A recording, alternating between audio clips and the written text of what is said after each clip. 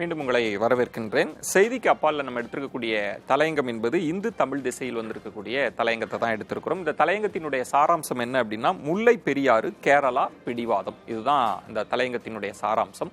என்னுடைய உட்பொருள் என்னன்னா, கேரளா பிடிவாதம் காட்டக்கூடாது என்பதுதான் இந்த தலையங்கத்தினுடைய உட்பொருளாக இருக்கிறது. இந்த தலையங்கம் என்ன பேசுது அப்படின்னா, முல்லை பெரியாறுல புதிய அணை கட்டுவதற்கு கேரள அரசு முயற்சி செய்யறாங்க. கிட்டத்தட்ட 1300 கோடியில புதிய அணை கட்ட முயற்சி செஞ்சுட்டு இருக்கிறாங்க. சுற்றுச்சூழல் தாக்க அறிக்கை தயார் செய்ய மத்திய அரசோட சுற்றுச்சூழல் நிபுணர் குழுவுக்கு விண்ணப்பிச்சிருக்கிறாங்க. அந்த விண்ணப்பம் ஏற்றுக்கொள்ளப்பட்டிருக்கிறது.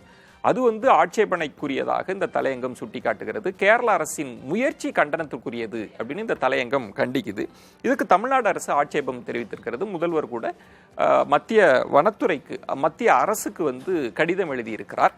பலமான அணை அப்படின்னு ஏற்கனவே நீதிமன்றம் சொல்லியிருக்கு. நீதிமன்றம் நியமித்த நிபுணர் குழு சொல்லியிருக்கு. ஏஎஸ் ஆனந்த் நீதிபதி அவர் ஒரு அறிக்கையை தாக்கல் செய்து 2014 நீதியரசர் லோதா தீர்ப்பை வழங்கியிருக்கிறார். அந்த தீர்ப்பின் சாராம்சம் என்ன அப்படின்னா, நீங்க அணை கட்டணும் அப்படின்னா தமிழ்நாட்டினுடைய ஒப்புதல் கட்டாயம் தேவை.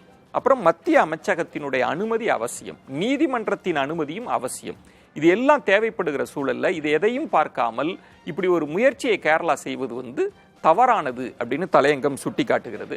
தமிழகம் சொல்லக்கூடிய பேபி அணையை வலுப்படுத்தி நீர்மட்டத்தை உயர்த்தலாம், அதை கேரள அரசு பரிசீலிக்கலாம் அப்படின்னு சுட்டி காட்டுறாங்க.